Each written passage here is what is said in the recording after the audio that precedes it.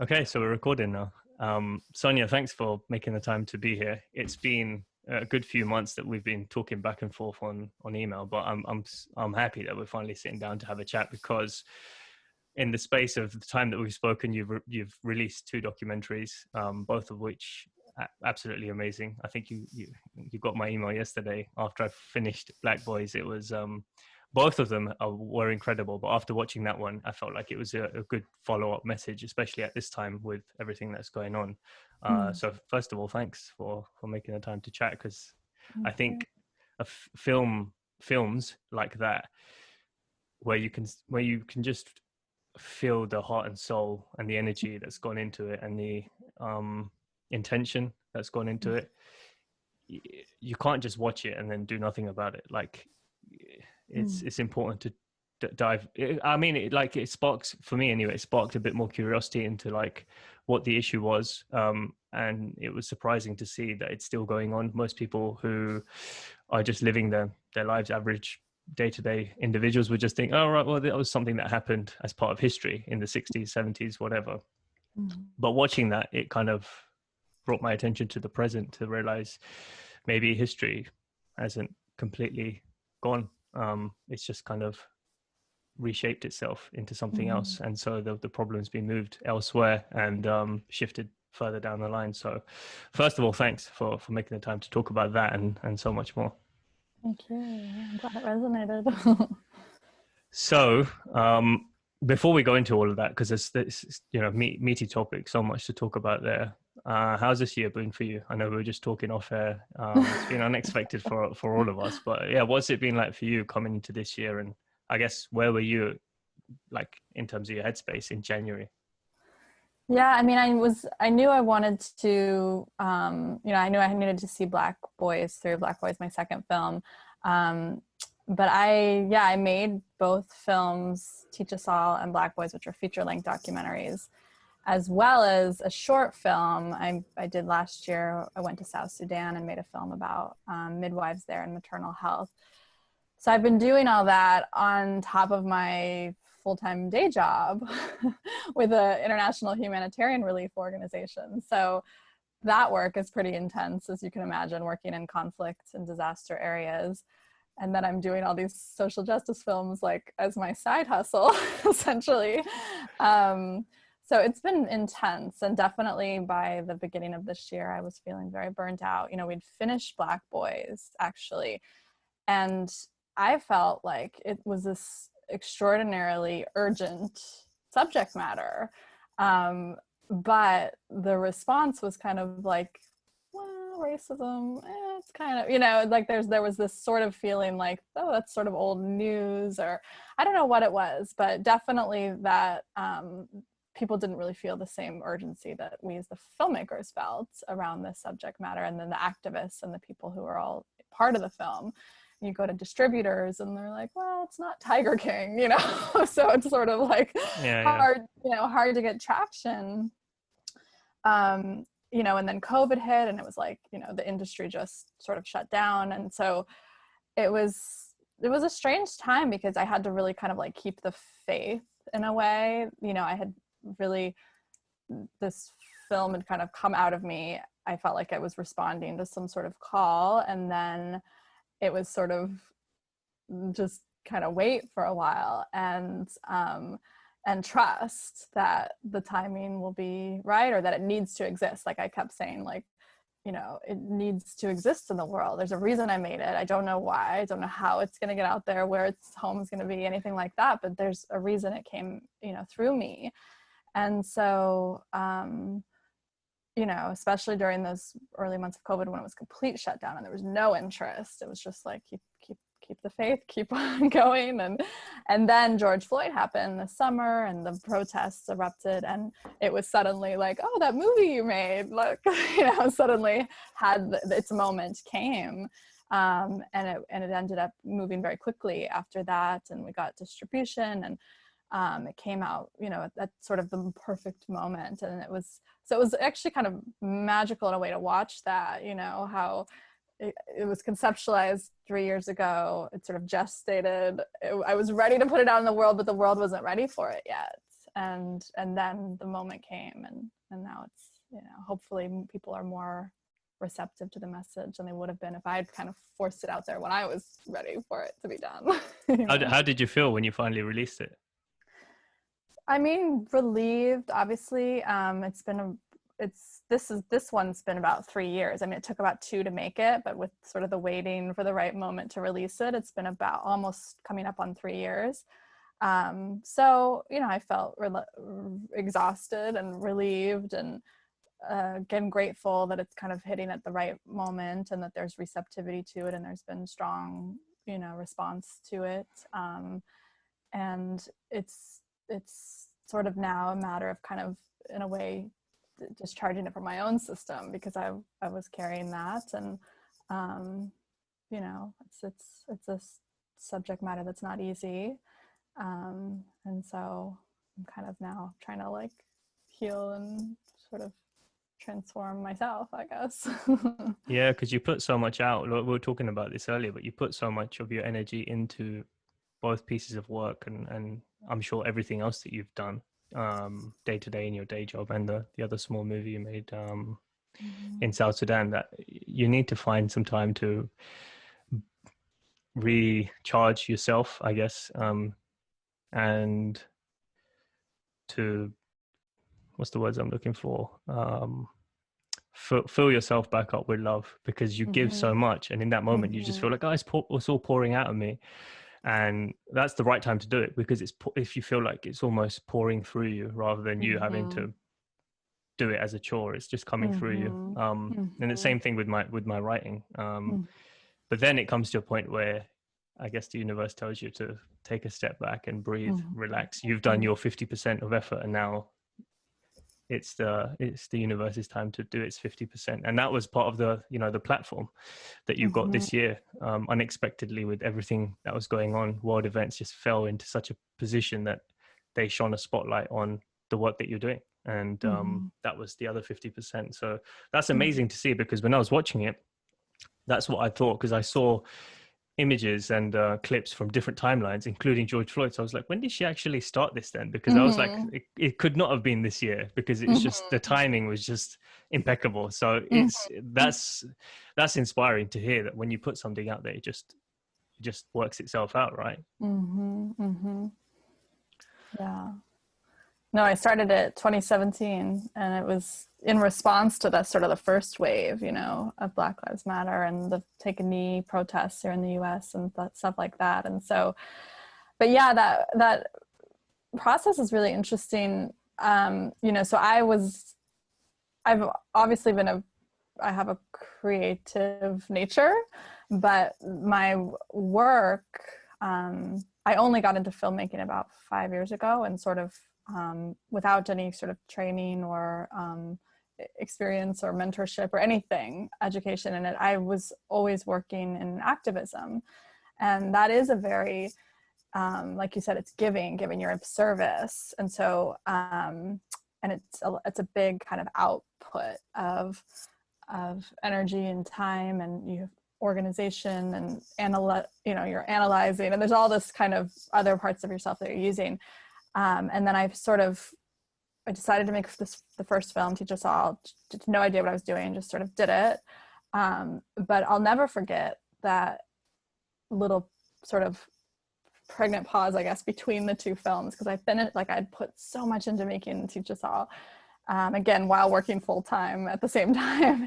And then I released this film, the first film, and I'll never forget, like, yeah, I mean, just sheer exhaustion, but like that sort of like, it's giving birth, right? Like they say that the creative process kind of like giving birth. So it's like, now I've pushed this thing out, and you have that almost like postpartum depression, right? Like you're just like, you're just like empty again, and you're kind of like, you're low energy and you're empty again. And I'll never forget, because I came back from New York after releasing the film. I was in LA, and I was just like, just an empty vessel again. And I just spent like 3 days, I think, just like lying in the grass, like just me and my dog, like just literally, like I was practically like crawling. I was so exhausted.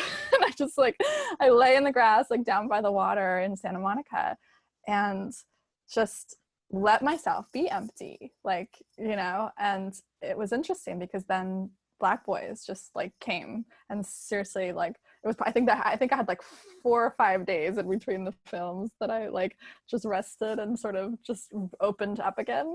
And then the idea for Black Boys came, and it was kind of off to the races again. And you're once like again the universe like, saying, okay, she's watching you laying there on the grass, she's ready, give her another day, yeah. and then she's ready, Just drop the had a idea couple now. days off, yeah. I had a long weekend to get over it. But That's yeah, that's amazing to see that transition, and it followed up so well with both movies. I think they go really well hand in hand. For anyone who hasn't seen it, I think watching them back to back now would be great, just to see the full picture of where we are today. But with Teach Us All, then where did that idea start? I guess, what was your initial inclination? Because as you said, you weren't really a filmmaker, you didn't have any experience in that field. So what was it that kind of gave you the feeling to move in that direction? well, I had been interested in film. Like, I was starting to, after a number of years, I lived in DC. I worked in sort of the policy space. I worked for nonprofits. I worked for these social activism organizations. And I was definitely feeling the limitations of that in terms of, just the audience you might get if you write like a policy paper. It's just not nearly as widespread. And I felt like in DC, it's very like insulated, sort of people talking to each other in their own language. But I was starting to recognize film as like the universal language. Like, no matter where I traveled, no matter, where you go around the world in the most, disparate places or diverse circumstances, they know American movies. Like, they know our TV shows. And it's like, oh my God, like, this is like our biggest export in many ways. Like, it's, this cultural, I guess, influence in a way. And so I was starting to kind of think about the power of the medium, but I was still very much, in that space. And so then I started working for an educational organization. And I just didn't know much about education, honestly. I had been doing international work, very fixated on global affairs and not really paying attention to the inequities and the injustices here in the US. And then I just needed I wanted a communications job, and sort of started working for an educational organization, not with any particular passion for education, just it was a writer job.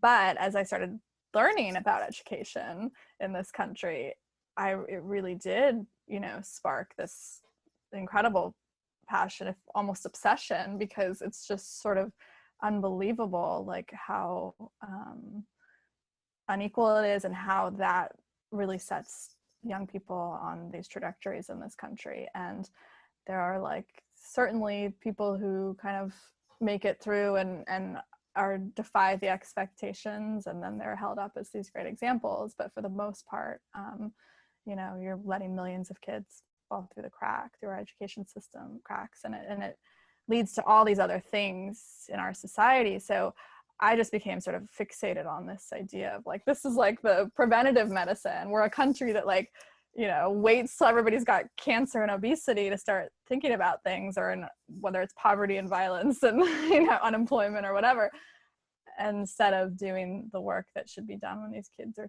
2, 3, 4, 5. Certainly, that middle. Yeah, because I've been thinking about education, generally, the power of education over the last few years, and it is preventative medicine. That's the best way to describe it, because it just empowers you at an earlier age to make the right choices, and to realize the opportunity and the potential that you have as a human, but then the opportunity that's also available to you, should you even know it's available, though, in the first place. Like, if you don't know it's there and you don't know what you're capable of, you're never going to try. And then you have people who, I want to say brainwashed, but that's not the right word to use, people who who have a certain perspective or a closed mind to what is available, just because of the limited lens that they have, whether it's your parents, or that person's parents, or the teachers. you just get born into a structure that was made before you were born, and then you just think, oh, maybe these are the four walls that I live in. That's it. You know, I got to learn to enjoy it. And education is what opens up your mind to realize, actually, maybe I can do more than what my parents have done, or what my teachers are telling me, or what the media shows me. And all the places we're bombarded with stuff now, obviously Instagram and social media and TV and all that kind of stuff. But it's if you don't have, I don't know, there's so many different things. There's so many different, education's one, but then I guess self-worth and self-belief to feel like you can do something more, even though you're bombarded with all these messages. You still need to feel like, actually, I feel like I can do more. And then to think critically as well about, do I believe everything I'm being told? But you have to have an empowered mind to move forward in that way. I don't know if that makes sense. Yeah, I mean, you're sending like these extremely impressionable, still malleable little brains into these settings for 8, 9, 10 hours a day. You know, it's the biggest influence they're going to have, really, is their schools. And if a school is a place that's not safe, where you don't feel like you belong, where you don't feel loved, where you're not getting, you know, emotional support, or even the development of emotional intelligence, all these things we're finding out are so much more important. Not to even mention, you know, the regular academic, you know, kind of rigor and curriculum and things like that. So I think the school is this really, you know, the schools for me are so, it's really where this sort of racism in our country is very centered, you know. So I think we're at a point in this country, in the US and probably around the world, where there's this sort of like, oh, okay, we're going to finally maybe admit that racism is a problem again, or, you know, and then it's easy to kind of throw around these things like structural racism and systemic racism, and we need to dismantle racism, and people kind of are using these terms now, and Black Lives Matter even, and all these things. But what does that really mean? Like, what is structural racism? And so much of it to me is tied up in the schools, because you've got schools that were designed for white children, and literally an education system that for generations and generations and generations purposefully tried to deny Black children an education. And then once they weren't outright being denied an education, they were still, you know, obviously there was segregation, but even after segregation, like even the way that desegregation happened in this country wasn't okay, now white kids are going to go into Black schools and Black kids are going to go into white schools, and we're going to kind of mix everything up. It was, we're going to put Black kids on buses, and they're going to have to go to these like neighborhoods that aren't their own, away from their communities, away from their families. They're going to go into these environments where kids are probably going to bully them and harass them, and the teachers aren't going to look at them with love and, you know, compassion, and they're being, you know, pretty violently like pulled out of their own sense of community and sense of belonging, and put in these systems that were designed for white children. So it's really kind of, I think the racism in our country is established and concretized through our school systems. And so then everyone's standing here in 2020 going, you know, dismantle racism. Well, you know, a good place to start is the schools. Probably the best place to start is the schools, you know. Yeah, because eventually they're gonna grow up to become adults who do something in their lives and have some sort of input in the world, and what that input is and how impactful that input is dependent on the beliefs that they pick up through their school years, because you spend so many hours, days, weeks, months, years, like in London at least anyway, from my experience. I was in the education system until I graduated 21. So that's 21 years of being told what to do. Every year, like there's a curriculum set for what's going to happen every September. Unless I decide to do my own research, which you're not going to do that. You, as a typical kid, you're going to spend time drinking or going out with your friends, or, you know, going to the cinema or whatever. And then you go back into the classroom. So you're told how to look at life all the way up until that age. or 18 if you don't choose to go to university. But that's a long time still. And have you read Brave New World or heard about that book, Brave New World? I haven't read it. So okay, so in there, the author Aldous Huxley talks about the schooling system, and it's quite in there. It's quite extreme for whoever was reading it at the time, but you can kind of see how it's playing out now, where they would play, the headmaster or the teachers in each classroom would play a certain affirmation for 7 hours on repeat to the kids, and their job is to kind of brainwash them so much that they only think about that one particular thing. So for example, it would be that they are made to work, and they would take out the element of wanting to go out into nature and play and have recess or break time like that. They just wanted to take that out of them. So when you grow up, eventually you're going to think, I'm just made to work, I don't need to rest. I mean, and then there's so many other things, but that's the time when their brain is malleable enough and open enough to believe anything. That's when we need to tell them that actually, yeah, you can believe anything, you can do whatever you want.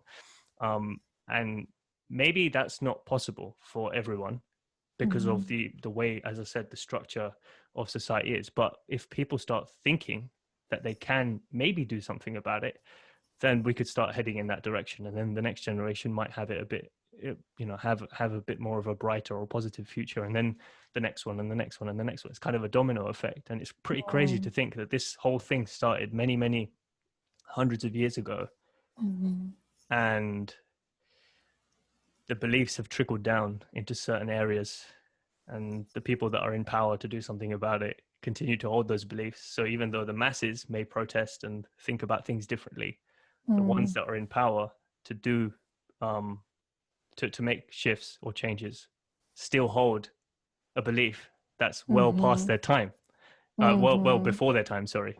So yeah, it's, I don't know, you watch these movies and then you think yours and other ones like 13th, I am not your Negro, the James Baldwin one, and you get really emotional, but then you think, it can't just be me. Like, we have to make so many people aware of what's going on so that collectively change can happen. Because as a filmmaker, you can make, that's your input, to make the film raise awareness in an impactful way that's universal to everyone. Right. But then what are people going to do about it? Right. Yeah. I mean, that's the thing I'm trying to figure out, and probably a lot of filmmakers are. I mean,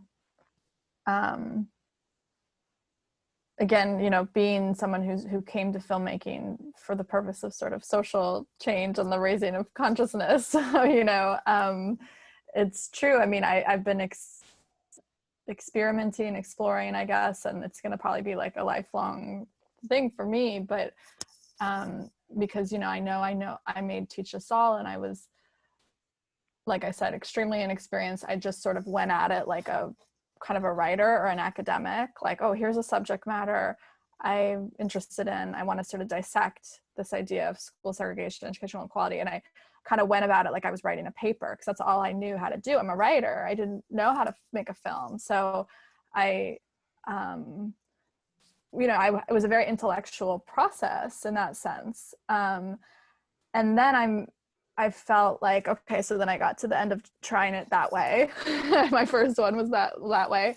So as I was looking at, the landscape, especially the media landscape, around 2017, when I was thinking about making Black Boys, and I really sort of started to center on this question about humanity, right? Because when I was watching, the take a knee protests and the sports and all the kind of just shut up and play, like, the backlash against them, combined with sort of like the somewhat desensitization / indifference, or at least a complete lack of like outrage towards the killings of Black men.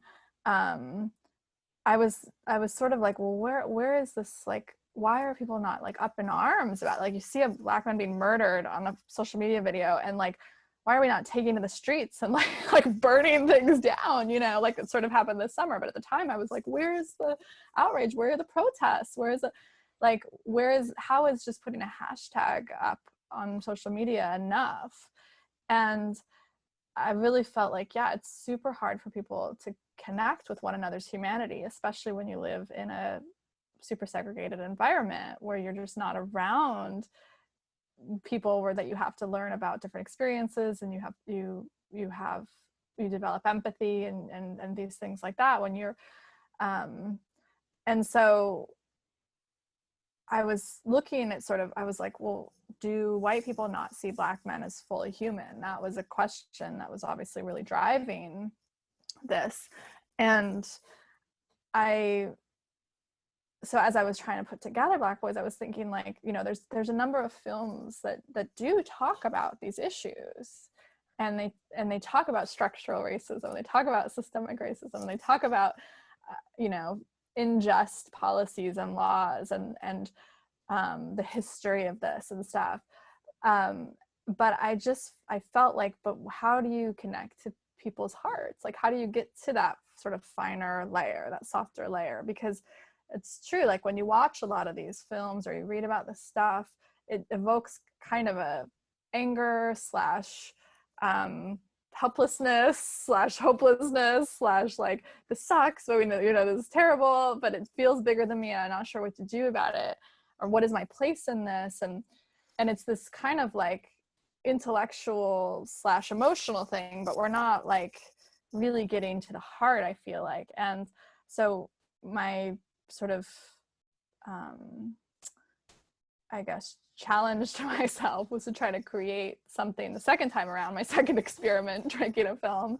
Well, how do I make something that's really soft and really beautiful and really vulnerable and really connecting with the humanity of each other, not just talking about the systems that oppress Black men from the outside. But I knew this was going to happen. You're fine. Little She's bug, bored. come She here. wants your attention. She's usually good. No, she just doesn't know where we are right now. Little bug, come here. That's enough. Come on. Lily, come on. Up here. That's enough. Come on. Thank you. Yeah, I mean, like, so how does it feel? Because I think that's where we get confused. I mean, I get confused because I think it's easy to say racism was wrong and to have conviction about that sort of intellectually and ideologically.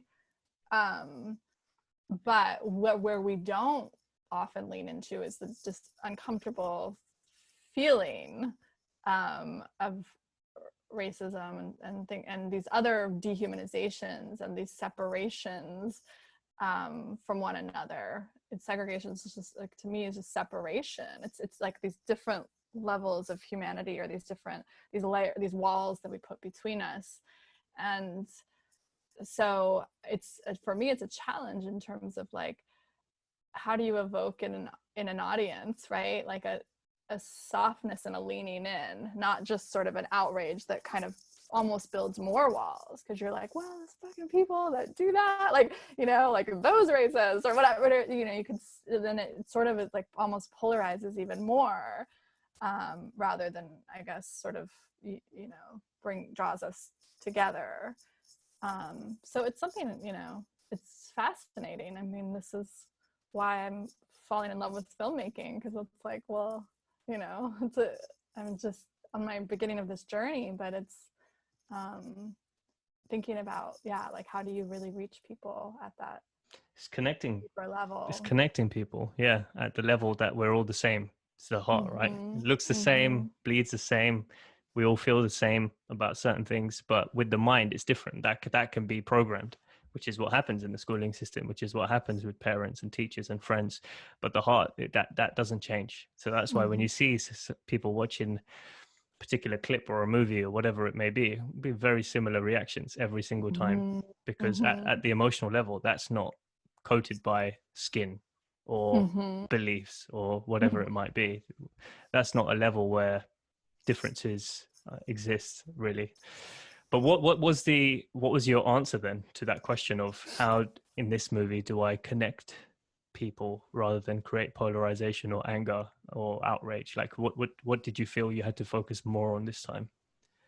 Well, yeah, I wanted to, like I said, like, you know, I think the sort of default of making a racial justice film is often, you know, I think almost sort of further victimizing, because often you default to like prison shots and sort of a gray, drab, sort of hopeless color palette, and maybe aggressive music that's like, you know, and so at every step of the way it was like, how do we not do what sort of feels stereotypical and predictable? How do we create something that we're talking about, like we're talking about the dehumanization of Black men, and how do we make this feel like a love story? You know, like that was what I told my cinematographer and my editor and everything, every step of the way. This has to feel like a love story. So the camera we picked, it's soft and it's warm and it's glowy. You know, the color correction, even my color guy was, you know, he started coloring it.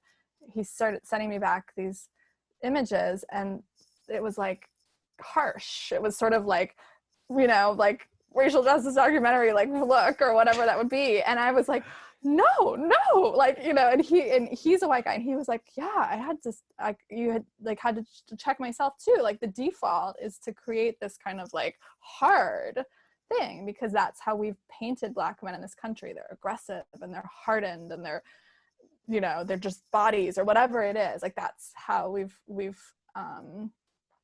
depicted them. And so it was like, so how do we have this soft father-son scene in the beginning that's so intimate and warm, and those kids on the rock that are talking about crying at Coco, like, you know, just like everything. Or the dancer is like this beautiful thing, but it's juxtaposed with the hits of the, you know, football field, you know. So it's I wanted to just create these kind of just juxtapositions, and this beauty and this poetry and this softness and this again sort of emotional vulnerability, those conversations, seeing, you know, big black football player crying, you know, like these things. And I always say it's not that those are like strange anomalies. Like a Black man loving his child is not like a revolutionary thing. Like all Black men love their children, you know, or Black teenagers being geeky nerds that like Coco, like that's not like a strange thing. I didn't create that. It's all there. It's just that our media doesn't capture it that way. Our media, A, doesn't either show those things, or B, when they talk about Black men and Black people in this country, they put this like harsh kind of like hard palette around it. And so, and I just feel like that just further victimizes the people you're talking about, and it further separates the audience from their humanity. Like, because you can see, as an audience member watching a film like that, you might say, oh, these laws are so unjust.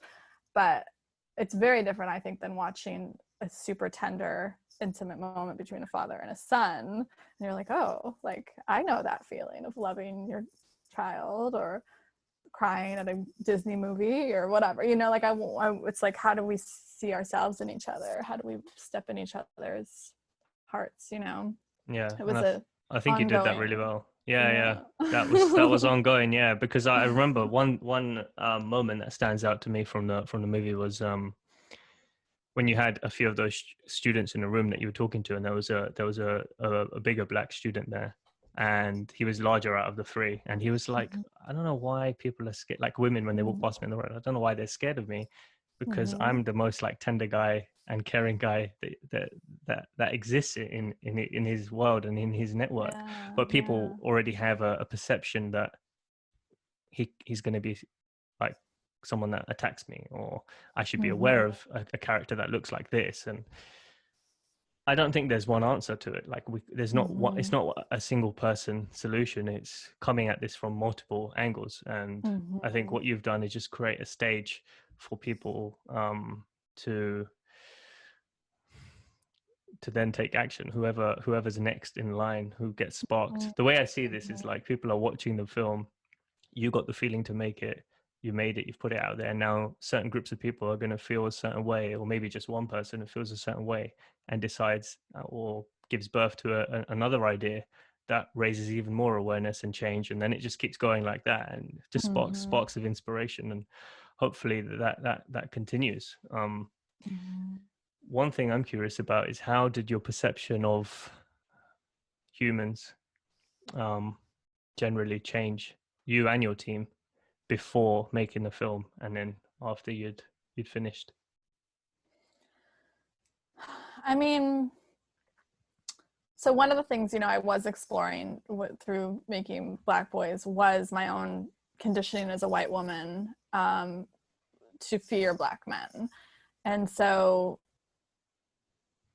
it was about probably more than even halfway. I was well into like probably a year of making Teach Us All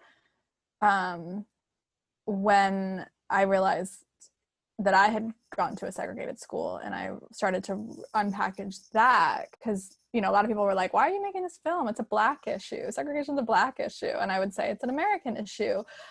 But even still, I didn't think about my school as segregated. I was still thinking Black schools are segregated. That's how we talk about this in this country. And so I was like, wait, I went to a segregated school. My school was like all white, and my neighborhoods were all white. And so then I started thinking about like, well, what does that do to white children to be totally insulated in these little bubbles of privilege? And what does that mean that we miss out on other people's humanity? And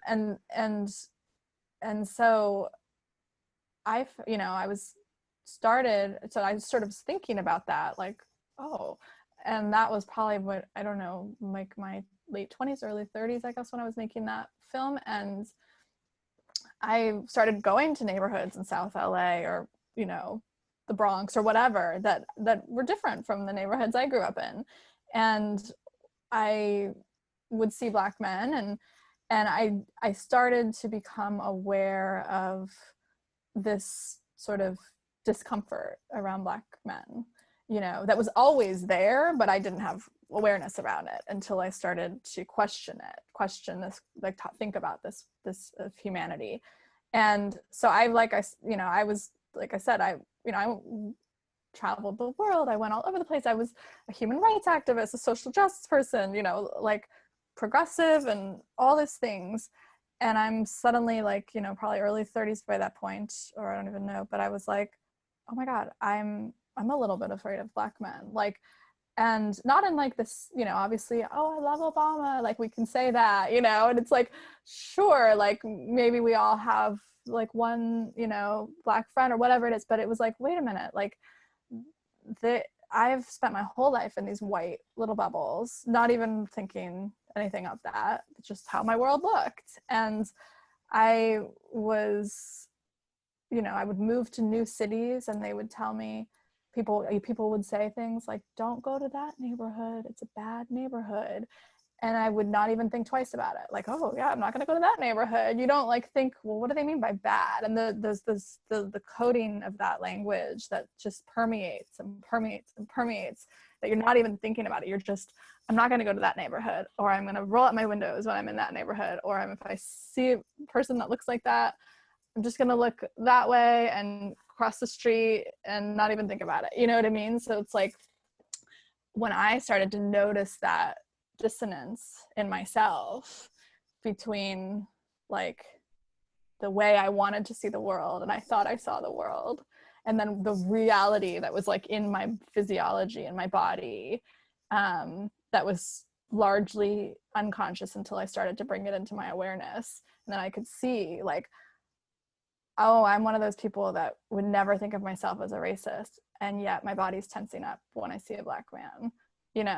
I'm not going to say the N-word to him, but I'm going to feel a little bit uncomfortable, like I'm being threatened somehow. Like it's this very like subtle sort of thing in the back of your mind that you don't really notice, but you change your behavior a little bit. So I knew that I was starting to unpackage that with making Black Boys. I knew I wanted to confront that, because that fear, I think, is the source of the dehumanization. Because, you know, because it's like, how can we watch Black men be killed and feel, you know, a little bit like white people feel like, again, not taking to the streets, not as outraged, especially this is, you know, 3 years ago, this is pre-George Floyd protests. And so I wanted to really like talk about that fear. I wanted to decondition it and then retrain myself, like unlearn it and sort of relearn a new way of being. So I realized, because it's at a physiological level in this country, because we're in a culture that's so fervently in denial about racism, especially if you're a liberal or a moderate person in this country, and especially even if you're a conservative in this country, very few people are going to like outwardly admit that they're racist, you know. And so there's like, this is like a no-go zone. You won't talk about the physiology of racism, the sort of the way that we move around each other. We'll just say, no, I'm not a racist. I'm not a racist. And so, you know, but I started to realize that even me being, you know, as enlightened as I thought I was complicit in the dehumanization by just these very subtle eye aversions, or, you know, walk to the other side of the street, or whatever it would be.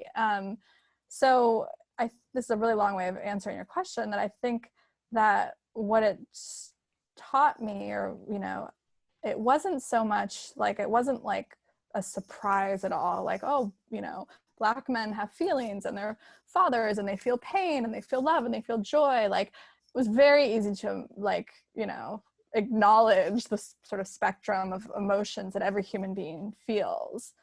But it really did sort of clue me into the way that like fear does kind of keep us from our full humanity and from recognizing the full humanity, whether it's a kind of a more overt fear, like with Black men, or maybe it's just a fear of something that's unknown. It's a fear of an uncomfortable conversation where you're going to feel vulnerable and kind of exposed, whatever it is. Like, you know, they're going to, you know, keep us from, like you've been saying, connected, the kind of like the heart level. And so it was an interesting experiment through making the film of, you know, having these super kind of emotional, cathartic conversations that were vulnerable and could be uncomfortable, but they weren't, because once you start to just like have that kind of honesty, it really is actually really, I don't know if rewarding is the right word, but it's rich. Like there's so much there when you're not connecting, but there's a lot of depth. You feel the depth, basically. Yeah, but you have to get away from the concepts of the other person. Like, you have to be like a open sponge, willing to like listen and absorb somebody else, rather than coming at people with all your filters. Yeah, exactly. That's what I've realized over the, you know, through my own journey and just reflection and experiences, is we all have a certain level of filters. There may not be racism in certain parts of the world, but they're still led by trauma that's subconsciously there, and you see the world through that. You make your decisions through that. You make your choices through that. Your beliefs through that, and the actions that you take are all based on that as well. So that's why it's important to take some time to reflect and just realize that you're not a exception to being human. You're gonna face all of these things and be a part of maybe not a racism problem, but another type of problem.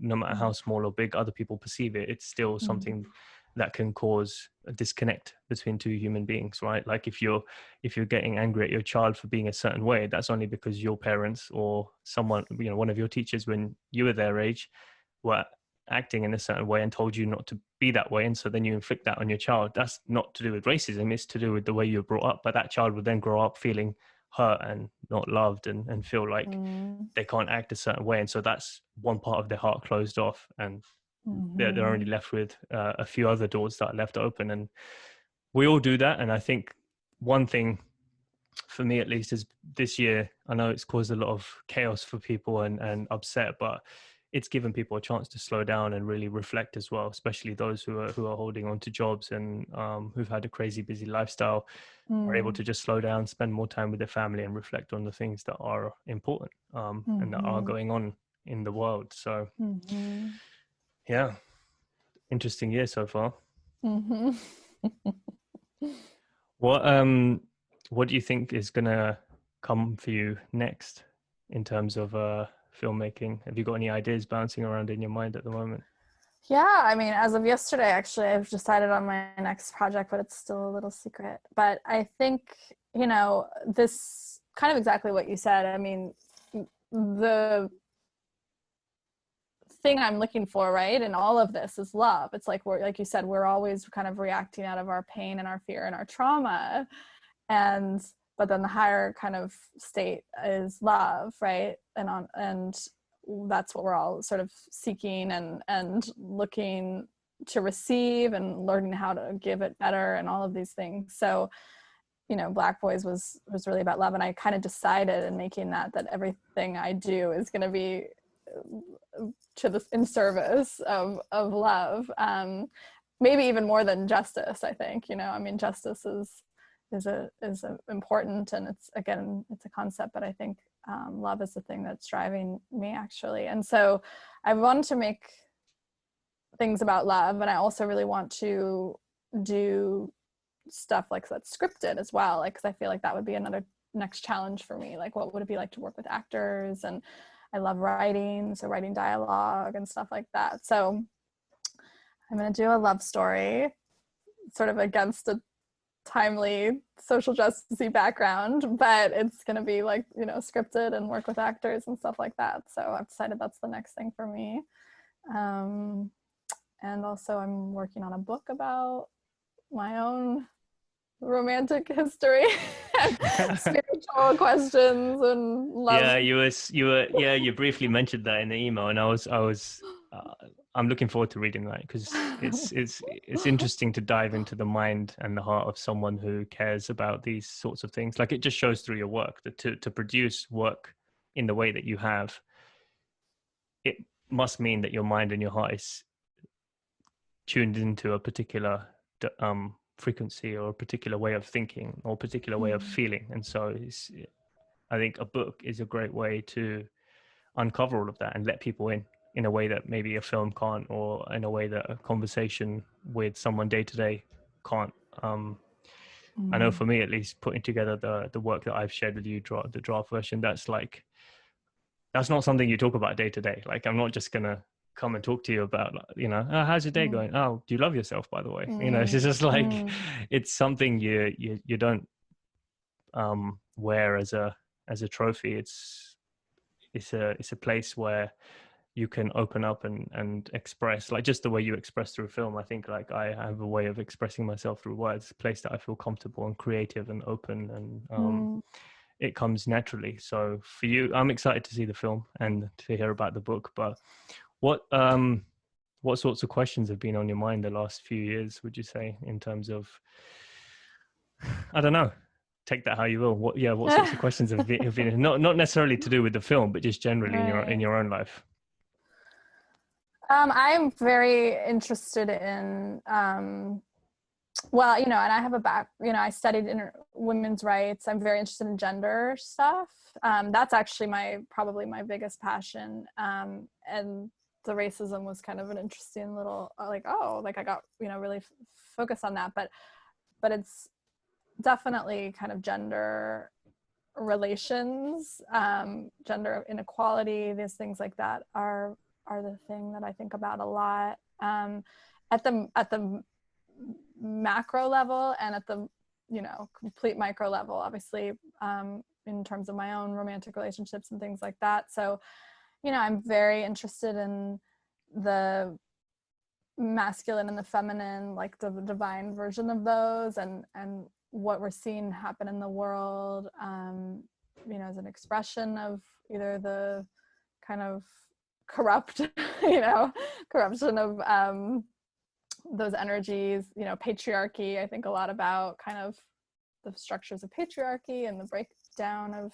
that, that I think we're witnessing now, and just how to show up in the world, you know, as a man, as a woman, in relation to each other, how to bring those masculine and feminine energies into balance within one whole human being.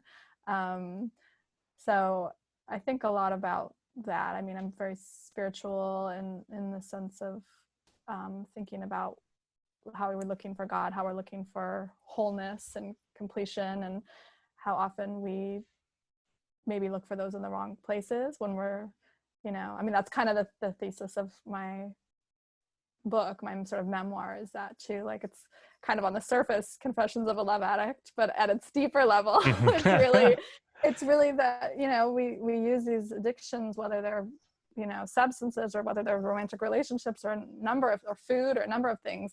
And often we're looking for God in a way, or whatever you call God, but we're looking for that sense of wholeness and that sense of completeness and that sense of safety and belonging. And so, yeah, I mean, I think about the ways that so many romantic relationships are breaking down, and, you know, how sort of tenuous these relationships are, and what that means for children who grew up in households of men and women fighting, and we carry that on, and I grew up in that, and how do we stop this cycle, you know? So I think about these things a lot. What do you you see as the biggest disconnect in a relationship? Well, that is the question, right? Well, your version of the answer. Obviously, there's different answers depending on what your experiences have been, of course. But I'm just curious what your thoughts are. Gosh, I mean,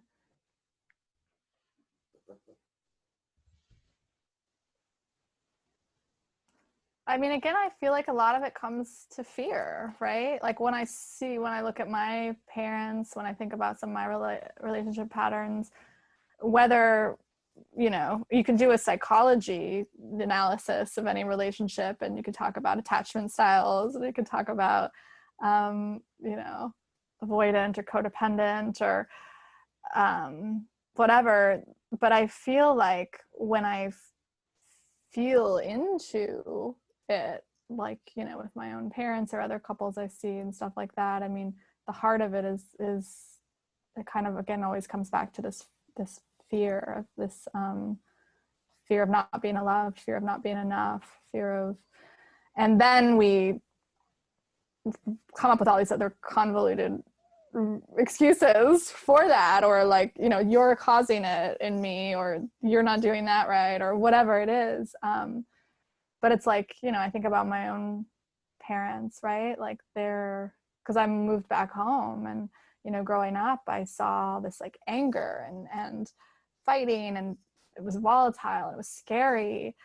And then as an adult, I'm like, these are just two people who are scared, and they don't know how to talk to each other. You know, they don't know how to cross that chasm. Like, we all feel this like fear of crossing this chasm between us, and not really sure how to do that often. And you've got, you know, two sort of lonely, scared people that are presenting like angry, irrational people.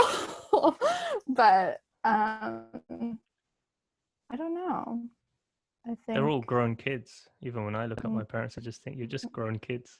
And you kind of feel this level of compassion, because I've similar sort of situation with anger and frustration and blaming, and, you know, all of those sorts of things. But when you step back and try not to get emotionally involved, and you just look at it objectively, you think, actually, these are just two kids who are they're lost themselves. They're asking questions themselves. They're trying to figure it out themselves. Because you look at adults, and whether it's parents or siblings that you have older than your teachers, you look at them as an authority figure and believe they have all the answers. Like, what they say must be true, like how they act must be true. And you don't outwardly say it, but subconsciously you start believing it, and you replicate the behavior as you grow and go through life yourself in particular situations, especially relationships. So I think that's why it's important to have someone who is as consciously aware as you are. That's what kind of Mm-hmm. helps more than Mm-hmm. how the person looks and, you know, how old they are or what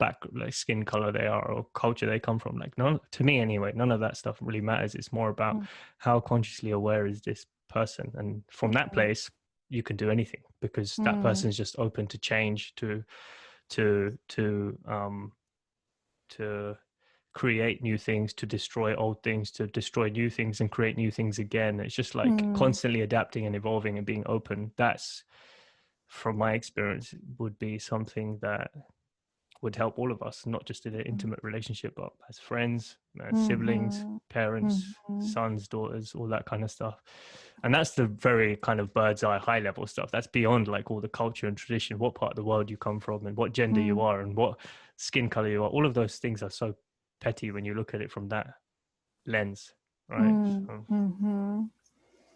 No, I mean, I think you're right. I mean, the thing about like every one of us having like this 4 or 5 year old inside of us that's wounded and hasn't been healed. And so I've been learning a lot about, whether it's from a psychology standpoint or a Buddhist standpoint or whatever, that this idea of like, you know, projecting your childhood unmet needs onto your partner, or like you said, it could be friends, it could be coworkers, it could be authority figures, it could be all this stuff. So if we're all just kind of like, if you're unconsciously projecting what you didn't get as a child, but you're like an adult, I think that's probably the root of a lot of conflict in general, romantic or otherwise. And that's something I've been thinking a lot about, is like that idea of like reparenting, like be like healing the 5-year-old inside you, rather than waiting desperately for like somebody to soothe that, you know,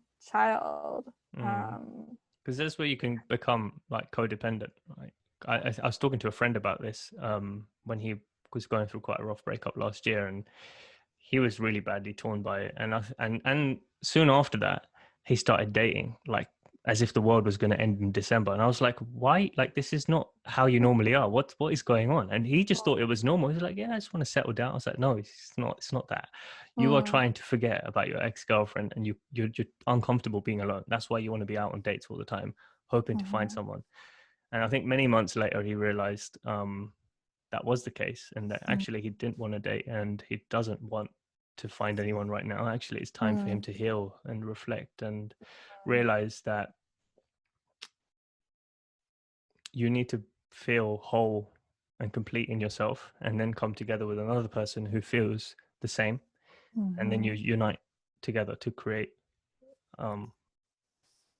whatever you create, the world that you create, which will then come out whole as well. But if you come together as broken individuals, hoping that that person has the solution, you're then dependent on their solution, and that which becomes an addiction. So if they create anything to block that from you, or you've in fear that that person's going to go away, of course you're going to start having these stupid arguments about silly things, but subconsciously you're just scared that the drug that they're giving you is this going to be gone, and then you go and find it in the next person, or you go and find it in the bottle or in the pills, or I don't know. I'm glad that some people are able to have that conversation, because it's hope that actually when we parent our children, the next generation grows up, it can be done a little bit more, with a little bit more love and compassion and light and awareness, so that they can go and make enlightened choices which aren't tainted by trauma. Yeah, absolutely. So that was a nice way to, well, I don't know. Shall we end it now? Is there anything else? I think I'll keep talking to you. Let me see. I don't write down questions, so I'm just going to go with the flow. I don't either. There was something though. There was something. It's going to come to me. How did you get into? Because I stalked you a little bit on LinkedIn, so I was like, she's been like Superwoman since the day she graduated, fighting for freedom in every organization she can get into. No, but you've been doing social justice work since the beginning of your I guess career, and you said at the start that you're kind of multitasking and doing these films as outside of work hours, basically.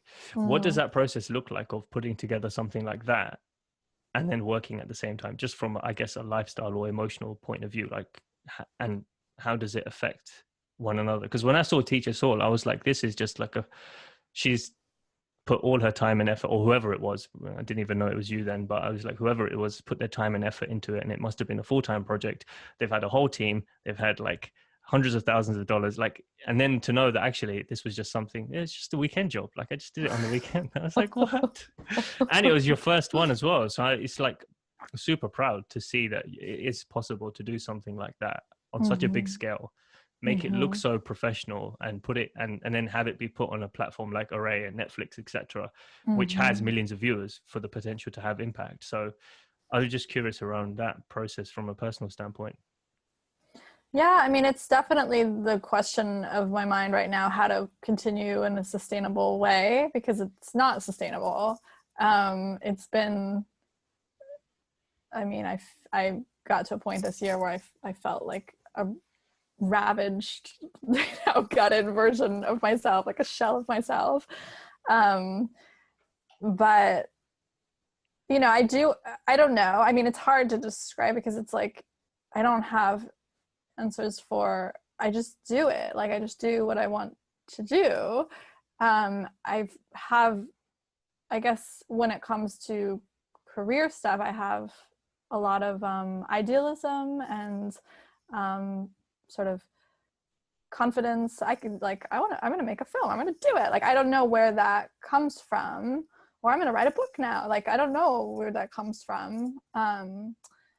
But lifestyle wise, it's challenging, because like, yeah, you're the subject so for me, it's not so much the logistics of juggling a job and a film and myriad other things. It's more the emotional toll that the subject matter has taken.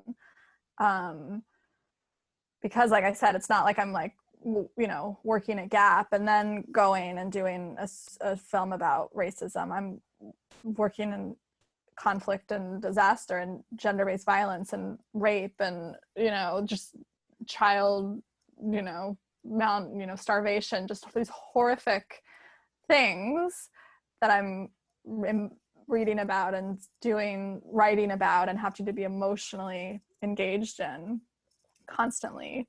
And I'm trying to like fix racism in America, like, so it's more me learning about how to be a witness, I guess, or to hold space, to be empathic and empathetic, and to have this huge, enormous heart, but not be, exhausted and sick all the time, because when you let that in emotionally, but you don't know how to necessarily process it or discharge it, it starts to make you sick. So that's the point I'm at right now, is like how to keep myself healthy and energized, and it's definitely going to require a pivot, and I think that's where this focus on love is, and I think of the work as like healing work, and so trying to change, I guess, the framing of it. I think if you think of it as sort of social justice, we've got to kind of change everything. Like it's something that no one person can do. It's impossible to be responsible for changing all of the things you want to change in the world.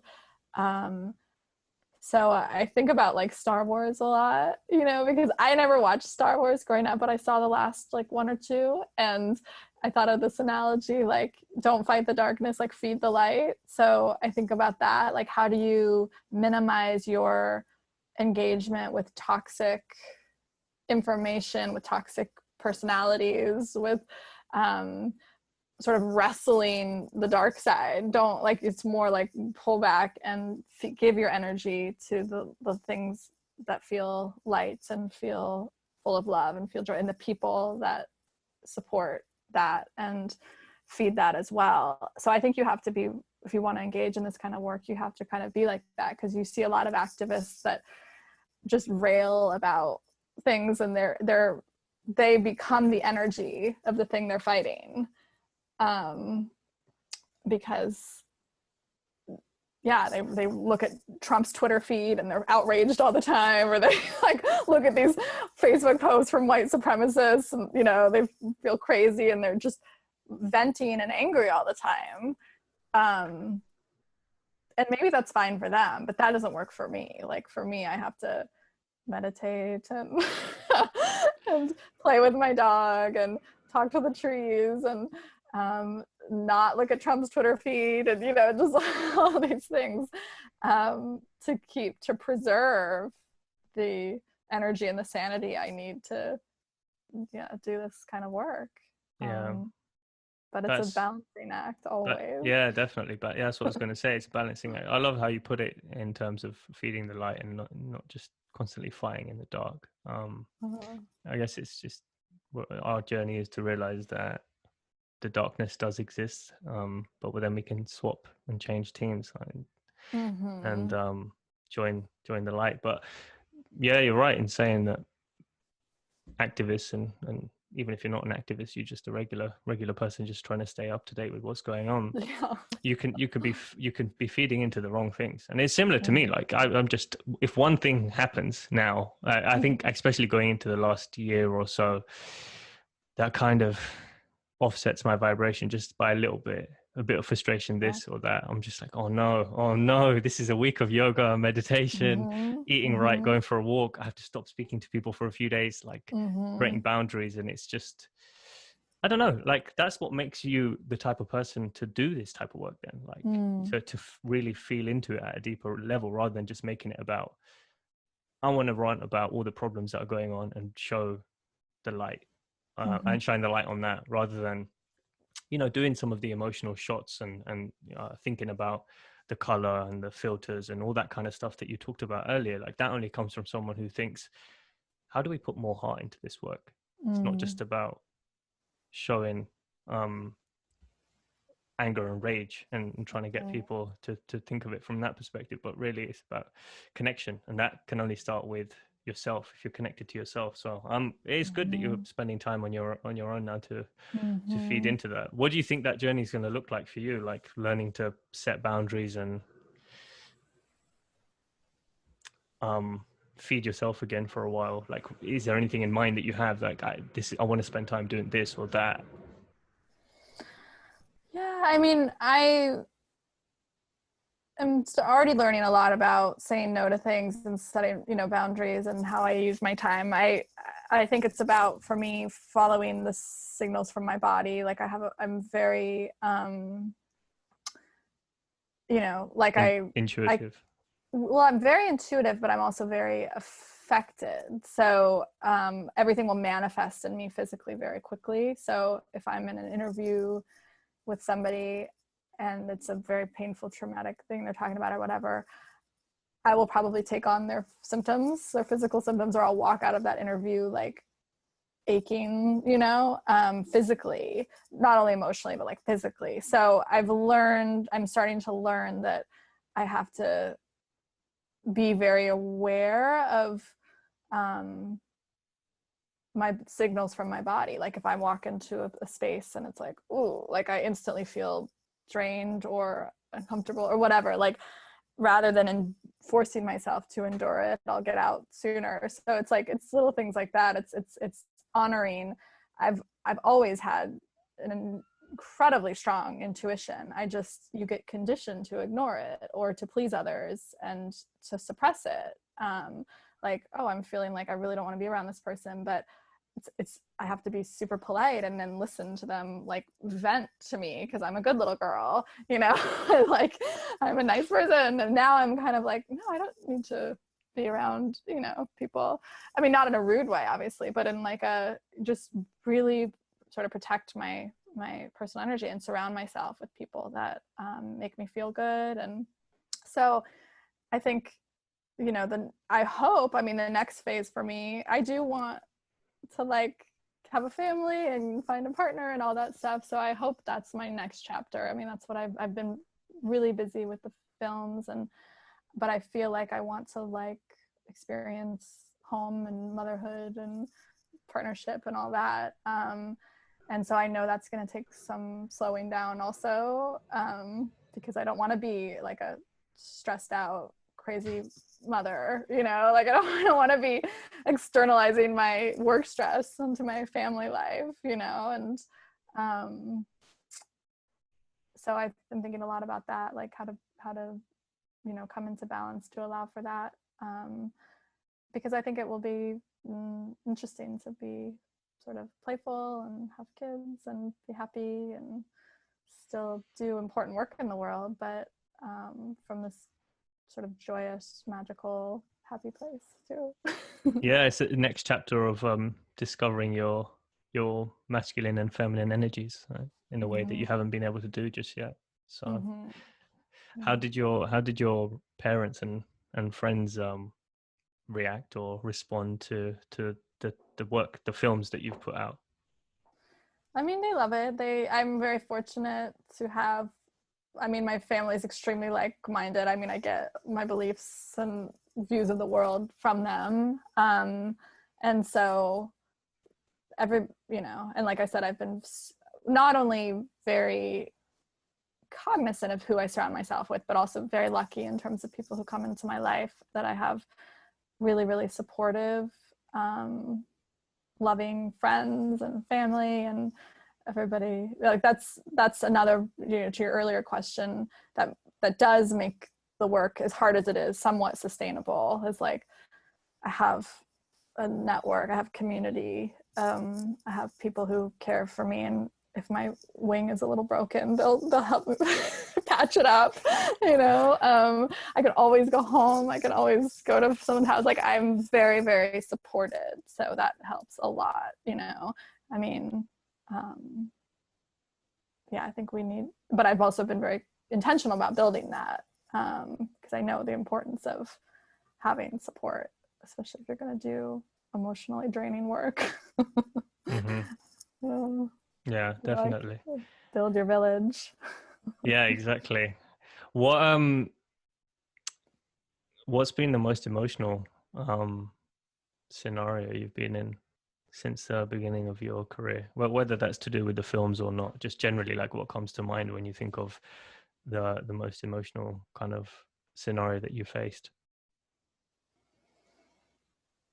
I mean, I struggle a lot with my emotional energy gets up to this point. I mean, I'm trying to make a change in this, but my emotional energy gets sucked out a lot in the romantic space. Like I'm able to keep pretty clear-headed in my career, and I have this mission and I feel this sense of purpose, and I feel so that even when it is very challenging work or hard work or emotionally draining work, it's like I have a North Star, like in that space.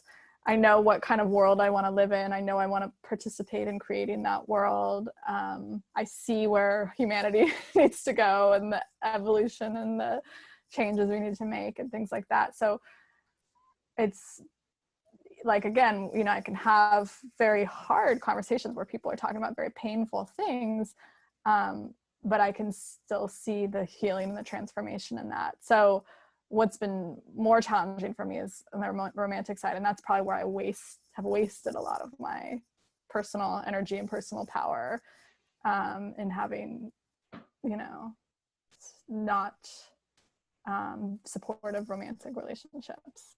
I have very supportive like friendships and family, but I've chosen like probably the wrong partners in terms of someone that wants your attention all the time. I've just people who are more sort of self-absorbed and not very supportive. I don't know. So that's been hard. So the last few years have been challenging in that sense, I would say.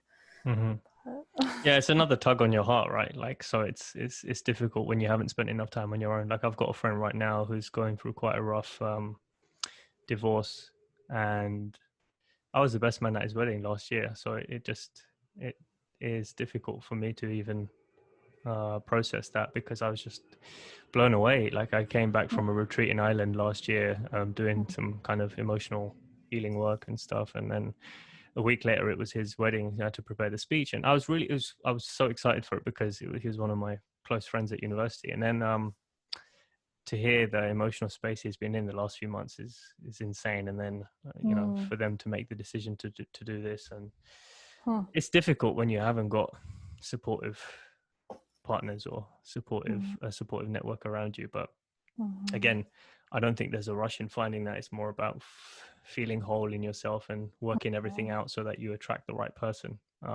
Because if you're broken, you're just going to attract broken relationships and partnerships and friends and whatnot. So yeah, well, I mean, I'm super proud of the work that you've done, even though I don't know you that well. I mean, this is the first proper conversation I'm having, but I'm super proud of the work that you've done, and I'm excited to see what else you channel.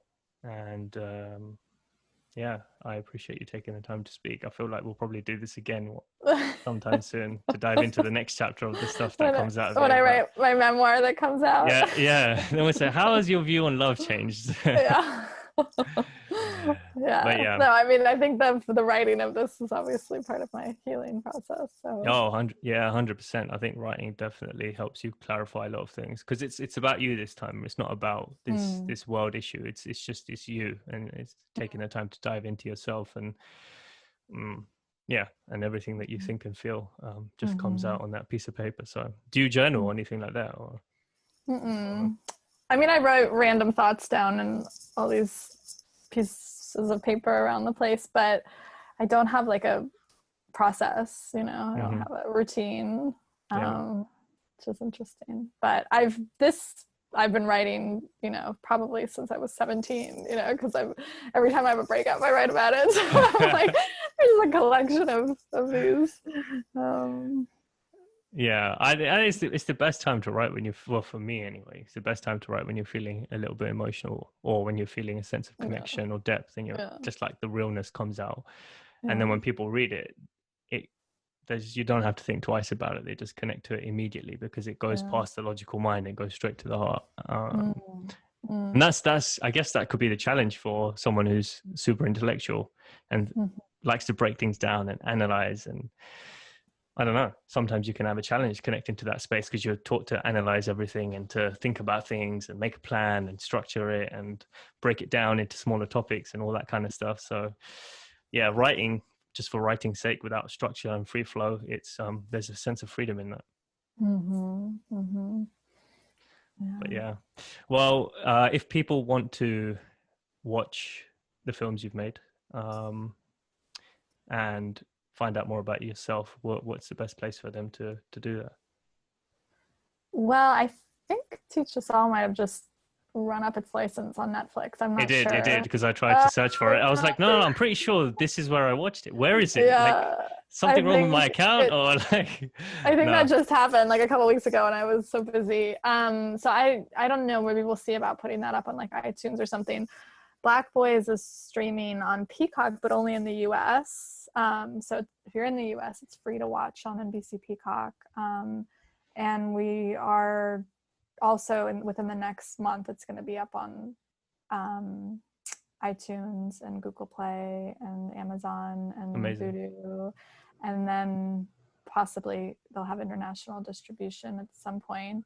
We're kind of feeling that out, but yeah, we find it. Nice. No, that's great. So is there anything that springs to mind? I used to ask all these questions at the end, like about the legacy you want to leave behind and all that kind of stuff, but my headspace is not in that area anymore, and I don't think it's the right type of question to ask anymore. But if there were any final words that are important to you, what would you want to share with people right now? Oh no. I feel like I've overshared already. like I'm talking about my relationships. It doesn't have to be anything. I mean, it could be a word that comes to you that's important right now, a thought, a sentence, or maybe nothing, silence. Yeah, I mean, I think like, I think, you know, the films, I hope, speak for themselves. I do think the you know, this theme of love, and then I also think of like listening. You know, I think to slow down and listen deeply. I mean, that's something that came through in Black Boys. I think that's something that's through in my life right now, is just how do we listen more? I think we all got really good at like talking over each other, and, you know, sucking the air out of the room and having our opinions. But how do we like really hear each other? That's actually a skill I don't have, like, in terms of my, you know, in relationships. That's why I think probably what's been a big challenge, is it's really hard to hear somebody else, especially when you're emotionally triggered. So whether it's romantically, whether it's a conversation about race or sexism or climate change or politics, or somebody who doesn't see things the way you do, or whether it's your parents or your partner or your children, like, how do we listen more, so, and talk a little less, maybe? So yeah, I love that message, and it's applicable to everyone, regardless of where you are in the world and regardless of what situation you find yourself in. And one thing that actually came up for me as you were talking is so that's something that I had to learn, and I learned over the last year, was holding space for someone can usually say more than words can.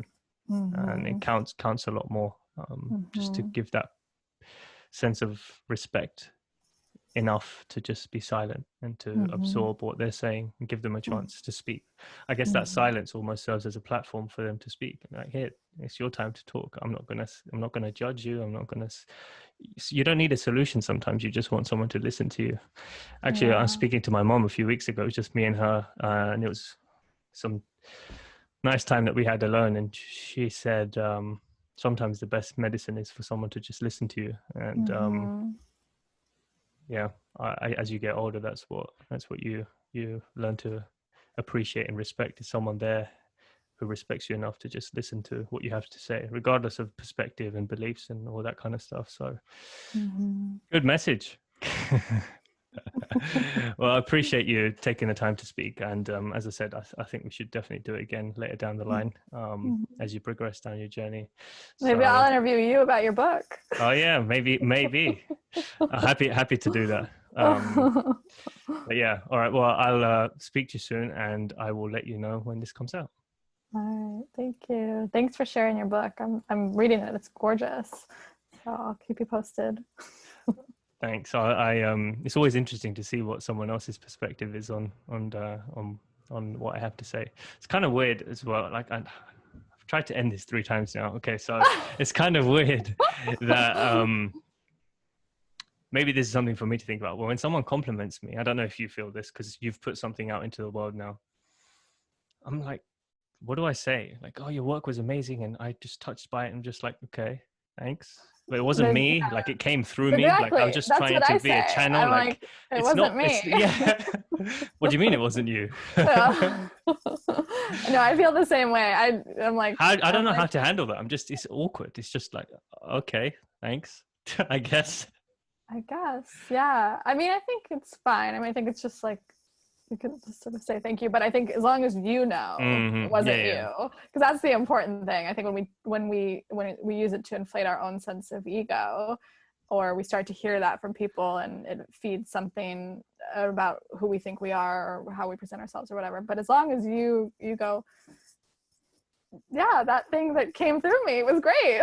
Like, well, I didn't do it, but like, that's, you know, it's how I feel all the time. Like, I almost am like, even when you talk about the films, I'm like, what film are you talking about? Like, it's this thing that had its own life, right? Yeah. And you carried it for a while. You were the mother, surrogate mother for it. But yeah, definitely. So I think it's fine to feel kind of awkward about it, as long as you stay like humble in yourself. Yeah, it's just the humility aspect. It's funny because I was talking to a friend, like, I'm going to try and make this the last thing I say now. So I was talking to a friend who wrote his first book last year, and it absolutely went crazy. It went crazy, or he went crazy? No, it went crazy. Like, okay. it went absolutely viral, and he just became the Sunday Times bestseller. Amazon, just like 5,000 5-star reviews. It was just insane. It was the right time and the right intention was put into it. So everything aligned, just like, you know, your movies have. So I was on the phone to him and I asked him, your life's obviously changed in the last 12 months drastically, from, because I knew him since 2017. So I was like, well, I knew what you were like back then and I know what you like now, and you're exactly the same, which I highly respect and I look up to.